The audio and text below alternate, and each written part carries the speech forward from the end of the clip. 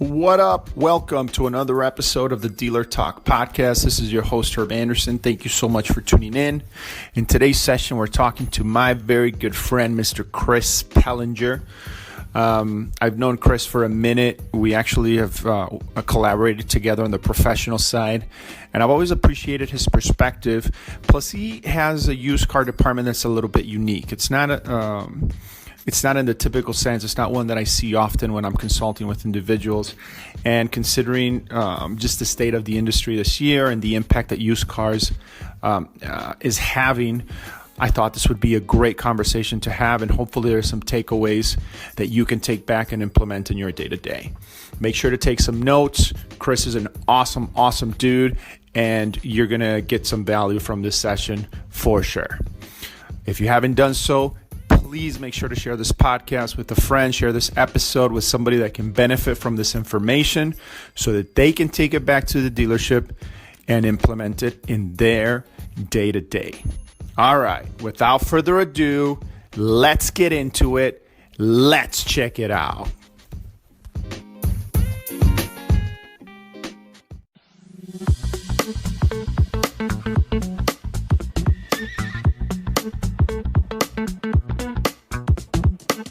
Hello, and welcome to another episode of the Dealer Talk podcast. This is your host, Herb Anderson. Thank you so much for tuning in. Today we have a great guest on the show. We're going to be talking about the used car side of things. I think that given the way things are going this year, this is a very relevant conversation. And I'm just very excited to be able to cover this topic on the show. Let's just get into it. Without further ado, the guest we have for today is Mr. Chris Pellinger. Chris, what's up, man? How are you? Doing good, sir. How are you?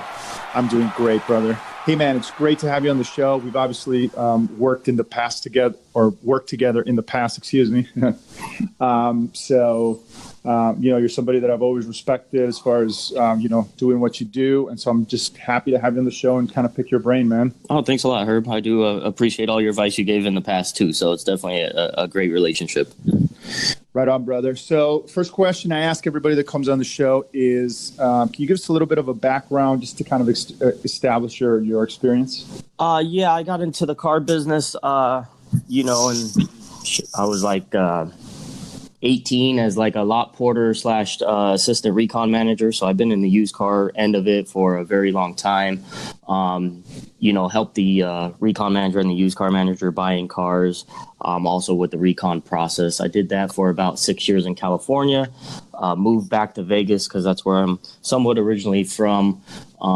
Took a little reset button with the used car side, was a mechanic for about 6 years with the dealership I'm with currently, and department for about 5 years, and then I've been the used car manager for additional 5 years. So pretty much I've been around, the car business pretty much my entire working career. So right on, man. Dude, I didn't know that you were a tech. Yeah. When I moved back to Vegas, I needed a reset button and kind of wanted to get out of management. So I knew the service manager in town, and I was like, hey, man, I just want to try turning wrenches. Don't want to answer the phone. Don't want to manage anything. I said, I've always had a passion to fix cars. I said, so he threw me in, and I started changing oil, worked my way up to like a AC electrical technician. And then the dealership found out I had management experience and kind of kicked me out of the shop and made me take over the recon department. So I kind of got that straight and narrowed, and then they let me take over the whole department. So that's what I do now.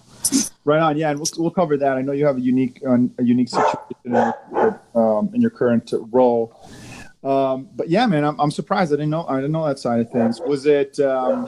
Did you enjoy that part? Yeah, it was nice, the physical aspect of it, getting worn down a little bit, but learning how to turn wrenches, how to fix cars, how to do the manufacturer side of it. It was nice, actually getting down and diagnosing stuff. Instead of being the recon manager, you kind of know how to fix cars or the basics, but actually to get in there and know how to fix a car kind of gave me a leg up with being a recon manager and or a used car manager now. So that way when customers have a concern, I don't have to rely on the service department. I pretty much know the basics of everything. Yeah, no. So that's exactly what I was going to say. That experience definitely comes in handy, I'm sure. Right? It just gives you a little bit of an advantage in that role that you currently have. So that's cool, man. Yep. All right, man. So kind of 50,000 view question, right? So I kind of wanted to start there, and then we'll bring it down. We'll get more granular with things, but just high view, like what are some of the challenges, man, that a used car manager in your role faces on a day-to-day basis? It's inventory driven. If you don't have the product, you can't sell cars. So the day-to-day grind or the tough is having the proper inventory to sell. Anybody can go out there and buy a boatload of cars, but having the right kind of car to your demographic, to what your dealership is, and selling that constantly is a tough grind. So I would say inventory is a tough one. So, and what are your practices right now? I mean, are you buying a lot? And you guys are in a Ford dealership. I mean, I won't name names, but obviously the brand in itself, does that give you a sort of an advantage when it comes to getting your inventory from customers versus having to go to the auction? Like, what's kind of your process? Are you doing more of it online, or are you physically at the auction, looking at cars and buying and doing that deal? I'm a brick and mortar type of guy, so I like going out to the auction. It's been tough lately because the used car market's been hot. So, getting it for the right price and to where you can price it to sell is tough. But we look at the auction. We're also looking at the service drive and, homegrown, getting the grassroots out of the service drive to get them to sell it or trade it in, getting the inventory out of there. Kind of scaled down this year just auction wise, but I'm more of a brick and mortar type of guy because from being a mechanic aspect, I like looking at the cars, and sometimes online can be a little tricky, so a little bit of everything. Yeah. And it's funny because you mentioned the used car market today, and obviously I wanted to get into that. So this is a perfect segue. But so are you guys experiencing the same situation that most stores are right now, where your used car activity is kind of moving things? Are you guys finding that? Do you think that that's driven through the dealership because they're trying to hold more gross, or it's just because of the consumers, what they're available to afford in today's economy and market? I think it's the more consumer driven. The new car prices obviously have been going up. So then obviously the used car is cheaper, by far.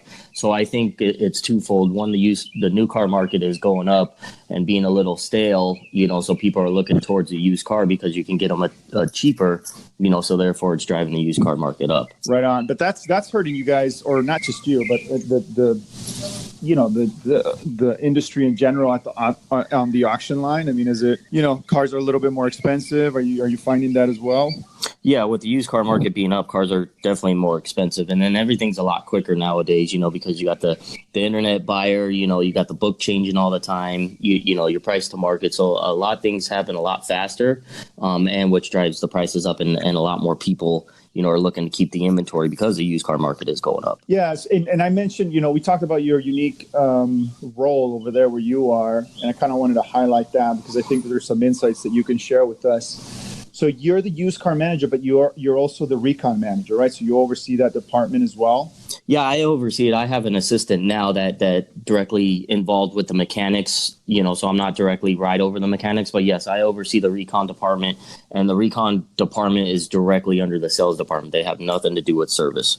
So I have 4 techs, a recon manager, that the bottom line, and it is pretty much like a small fixed operation inside the used car department. So that's a little bit different than most stores, at least the stores that I consult with. Typically, they run that through their service department where they're paying full boat for the repairs and all that stuff, and it's kind of staying within the dealership, which I understand why, the logic between the numbers there, but.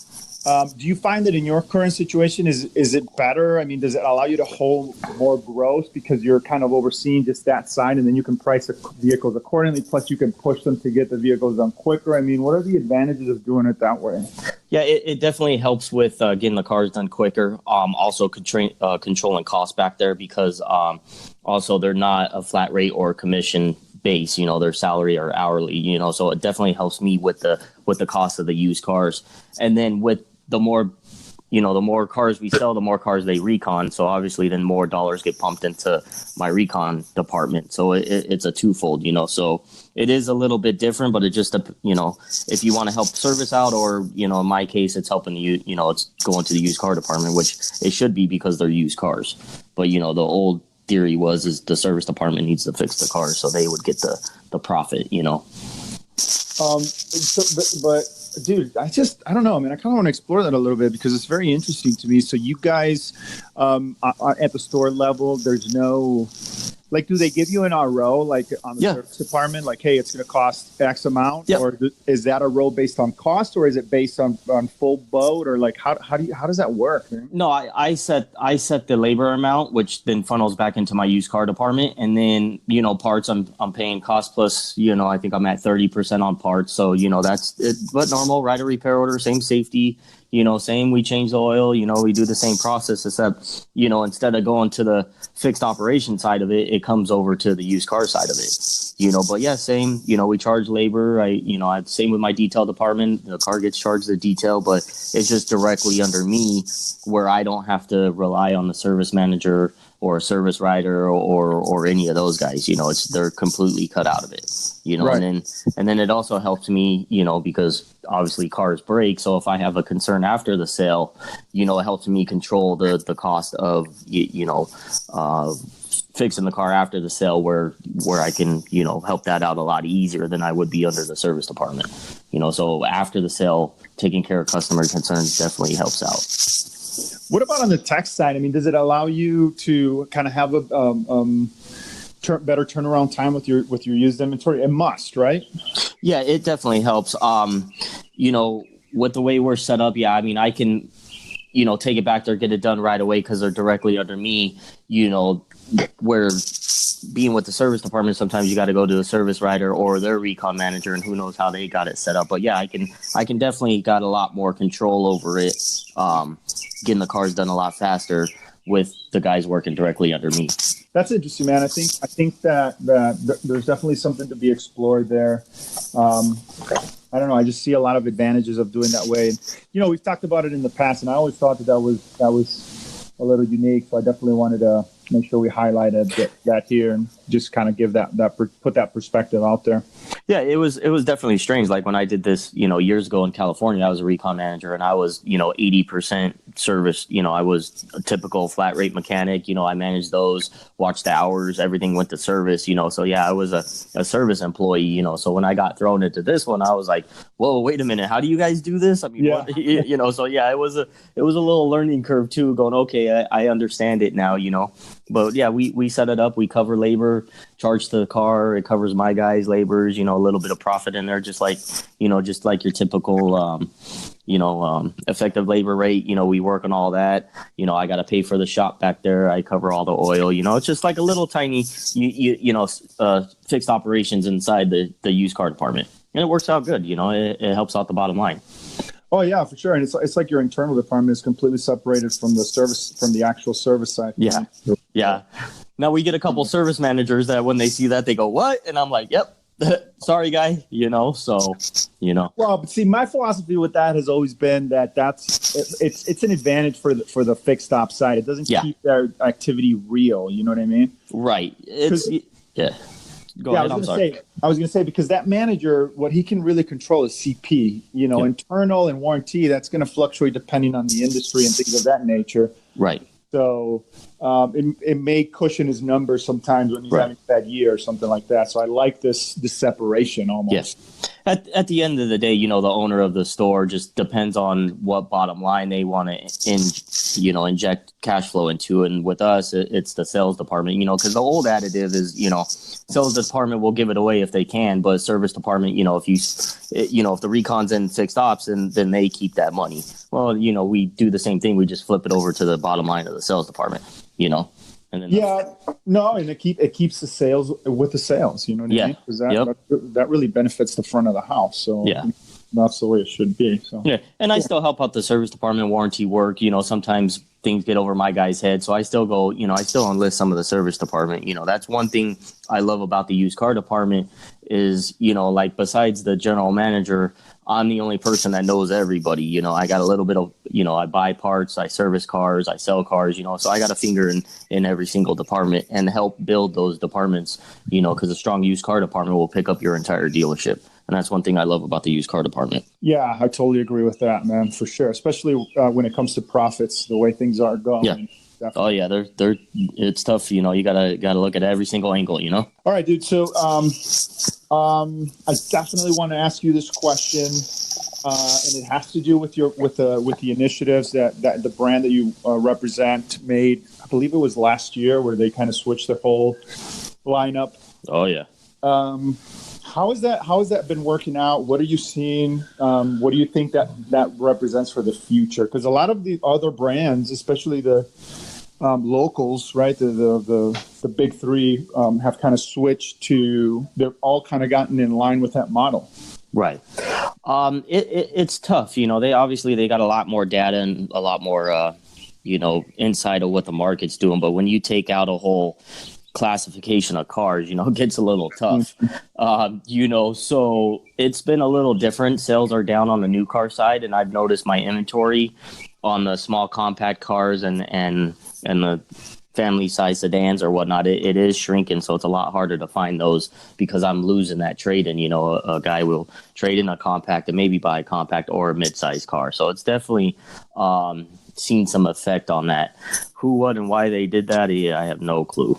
So, but do you think that long-term repercussions could be expected? Like I've always seen that as leaving a hole in the market for people that don't want, that want a smaller car or something to go somewhere else. I mean, do you foresee that being a positive 5 years down the line, or do you think that that's something that's going to come back in the future if they kind of stay this course? I mean, I think it's going to come back in the future, but they got out of the small car with the Escape, and then a couple of years later, the Focus came. Not the Escape, but the Escort. So I think it's going to cycle back to where they're going to go, we need that market, and they'll come out with something. I definitely don't think the whole entire, country or is going to move to the small SUVs or the crossovers and that kind of stuff. I still think there's a need for a car market. So does that restrict you right now? Like as you're making decisions of what you're going to hold or what you're going to just, move through the auction just to get rid of it? I mean, a little bit. I'm always a couple years behind what new car does. I try, I don't want to get too involved in what the new car side is doing, because with used cars, you're always, a couple years behind the curve, right. Or 60 days, anytime I do anything, it's always a 60-day effect or maybe even a 6-month effect. I've learned from the past, when they get rid of something, I always try to move the needle and stock it, because obviously if somebody shows up on a small compact new car and we don't have it, if I got them on the used side, hey, we might get a car deal. So anytime that a manufacturer wipes out a model or even an engine, I will try to load up on that specific vehicle, just so that way people come in looking for that, don't realize the new one doesn't carry it no more, and then I should have a couple used one. So I've experienced that in the past with, I'll go show my age, with the original Thunderbird. It worked out pretty good, So, I try to stock the inventory if the new cars kind of blow out a market, or even an engine. I've done that before. Yeah. Dude, speaking of the T-Bird, not to totally segue here, but that was I made a car, dude. When I was a kid, I was always like, dude, that's, yes. When I get that car, and then coincidentally enough, they redesigned it. Was it, early 2000s, I think? Yeah, 2000. That thing was horrible to work on. Yeah. But, the T-Bird was actually the very first car I bought at the auction. It was like a 96-ish, and my knees were rattling. I was shaking in my boots. I mean, it was a nerve-wracking experience. I think it was like a $11,000 T-Bird or something, because, they stopped making those, and we decided to go buy every single one we could. So we did. So that's when they took the handcuffs on me at a very young age and go, here, buy these. And I was a nervous wreck that day. Man, it's funny how looking back at things, how some of those memories stay, right? Oh yeah. Well, every time I walk into the auction, it's a special beast walking into the auction, So. Yes, sir. All right, man. So I want to kind of switch gears a little bit. One of the things that I always appreciated from you is that you're very data driven, and I really like that because I think that in the state that we are right now with digitization and all this data that's available to us on the dealer side. I mean, we always talk about the consumer side, but dealers have a lot of data that they didn't have in the past. Yeah. Could you talk a little bit about your strategy or, kind of your view, like how do you utilize data? How is it a part of your process? I mean, obviously you want like a low market day supply vehicle, on that data side of it. Also your price to market, you want to take that in consideration, and I always do, depending on the vehicle you look at, it's a case by case scenario. Cause sometimes we get so consumed with the data and it's like, oh, you got to price this to market and get rid of it, or if it's a low turn vehicle. But you got to keep that in mind and then also know what you're selling in order to maximize profit. So I love looking at all the data, and it definitely is a big decision on, is it a price to market vehicle? Is there a bunch of them out there? Is it a low turn car? You got to definitely look at that, and then how you price it, and then also how you recon it. So it is, the data being out there is very, very important nowadays because, if they're looking for a car to buy and there's a bunch of them out there, obviously it's going to shrink your chances to see it, online or on your mobile device or something like that. So you got to be knowing where to place that vehicle to sell, and also to keep it too. Right. But what about this balance between using the data and then the old adage or the old process, the old way of doing things? Like, is there such a thing as having to kind of have a combination of both in order to really do it well? Because, and here's why I ask, and I've talked about this in the show before, but in my consultative conversation, I've noticed that there's some, I'm going to say younger used car managers that have never really had the experience of walking the trade and doing things that was done in the past. And they're relying solely on what a dashboard tells them that is quote unquote a good buy. Yeah, no, that's tough. I mean, you're good buy, and what I always tell my guys when the desk guys are doing it, it's like, a car I can take in trade, spend very less money, and turn it quick and make a decent profit. It's you just can't look at the book and go, we're gonna sell this real quick because we're back a book. It doesn't work like that, So that's a tough one, mixing the old one with the new ones. You can't solely stare at the dashboard and go, this car is going to, sell quick, and then not really, look under the skirt or see if it needs tires and all this other stuff, So that's a tough one. I found very difficult lately. And have you ever had instances where the data says that this is a car that should move quickly, and it's not, and the car that they say that is not moving quickly is one that by experience you've seen is turning, you guys are hot on that car for whatever reason? I mean, do you keep an eye on those things as well for those anomalies that are going to happen just because of market or seasonality or whatever? Yeah, like, lately gas prices going up. So I've seen a quick turn in hybrids, selling a lot faster. When you're looking at the dashboard and everything's, saying this car should sell. For me, that's every single Highline car. Even though Highline cars do good at some things, for some reason, even if it's a A-plus vehicle on the dashboard and you price it to this and it doesn't need any recon, it should sell. My experience is I have a very difficult time with Highlines no matter what I do. So, just as far as them sitting?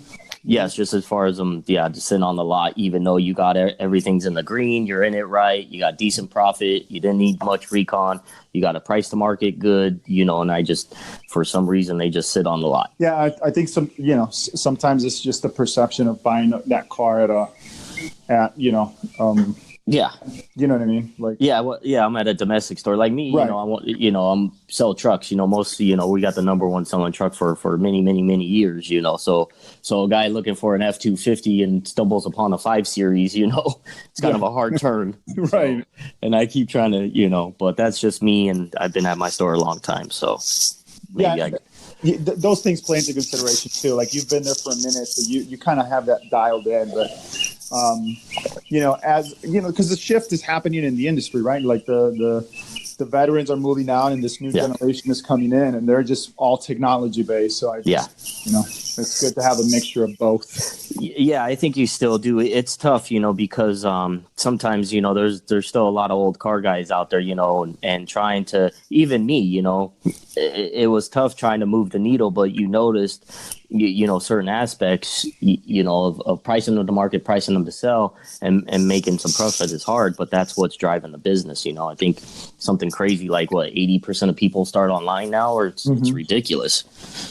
Yeah, and it's hours, right? I think it's for used cars. I think it's 14 plus hours worth. Yeah. So.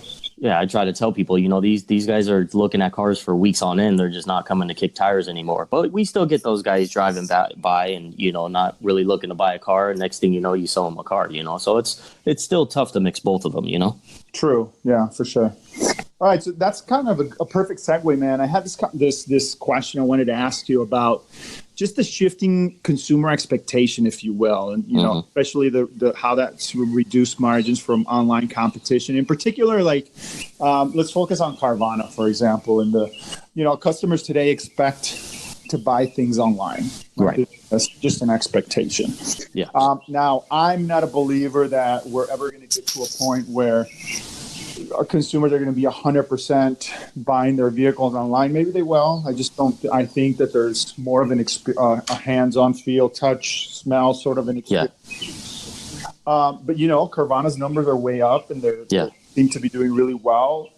How do you foresee? How are you seeing that? Is that impacting your business today? Like, as a used car manager, what's your take on that? Yeah, it's definitely hard, the Carvanas and ordering, and getting stuff delivered. It's all about convenience, you got to make it easier for the customer, and that's definitely what they're doing, and I'll go back to the other huge used car superstore that came out years ago, and they're like, what, and they pretty much redesigned or, redid the whole used car market. So, yeah, I think it is going for convenience and doing as much as possible before you show up at the dealership. But I believe you're still going to need that dealership to help the customer through the financing process, the delivery process, because, the cars are still cars. You still got to figure out the gas is on the right and all that other stuff. And just delivering a car, I don't think that's the way things are right now. And I don't think it will be in the future. You're still going to need that brick and mortar, For sure. No, yeah, I totally agree. But do you foresee, I know digital retailing is a big one, and some of the big players like Auto Trader and some other companies are kind of, I don't know if paving the way or preparing the way of the future, for lack of a better term, but they definitely have some initiatives when it comes to that. I mean, do you foresee that evolving? Do you foresee that being something? I mean, are you guys doing anything like that in your store? You are offering some sort of an alternative to that buyer that does want that digital experience all the way through? No, we haven't quite kicked that off. We got the work in the car deal and the credit and putting all that, but the actual doing 99% of it online, we haven't moved there yet. I know our manufacturer is trying to design something like that where you can just come and sign and go. It's definitely moving that way. We're just trying to slow it down a little bit. Because I still, in our state, there's no rescission. So it's always tough to sell a car 100% online. And the next thing the customer doesn't like it and wants out the next couple of days. So that's always a tough aspect of it. Right. Yeah. Right on, man. So, hey, dude, thank you so much. This has been amazing. I think there's a lot of good points here. Lots of good things leave behind for the audience. So I really appreciate you taking the time to do this. There is one question that I ask everybody that comes on the show, and that question is, where do you see the automotive industry headed in the next 5 years, and why? The next 5 years, I think, is going to be that more convenience-driven, easier to buy the car, more digital experience, a better experience online, and more mobile. I think the mobile device is taking off. Everything now is an app. Everything now is available at your fingertip. So making it more convenient to purchase a vehicle, making it more user-friendly on your mobile device, on looking at the car. Would it be the pictures, the inside, the engine, and that way? I think it's got to go that way, where it's more of a mobile-friendly digital experience. And then when the consumer comes in, marrying those two together to where it's easy to transition from online shopping to the road test to the financial aspect of it, and making it a whole 360 wrap, and then finding a way to tie back into the service department. I think a lot of people are keeping these vehicles for a longer. They're better made vehicles, so wrapping that whole digital and service department and then keeping your customer retention is going to be a big thing. But I think the service end of it is really got to step it up to keep that customer in the manufacturer, at the dealership itself. Dude, yeah, I couldn't agree with you more. I think that retention is definitely the key, especially if you go to an autonomous model and cars are driving to the dealer by themselves. Right? Mm-hmm. Definitely. Anyway, man, dude, again, thank you so much. This has been awesome. Really enjoyed the conversation. That's all we have for today, folks. Thanks for tuning in. And as usual, we'll talk later.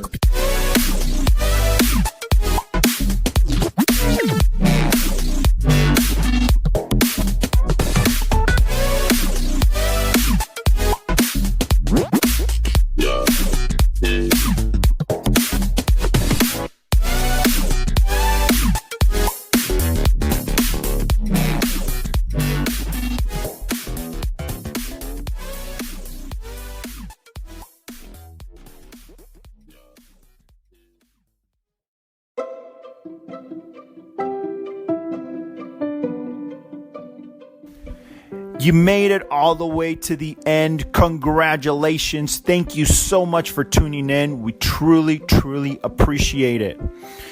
If you like this episode and you think of somebody that can benefit from this information, please make sure to share it. Share this podcast so that they can take these insights back to the dealership and implement on their day-to-day.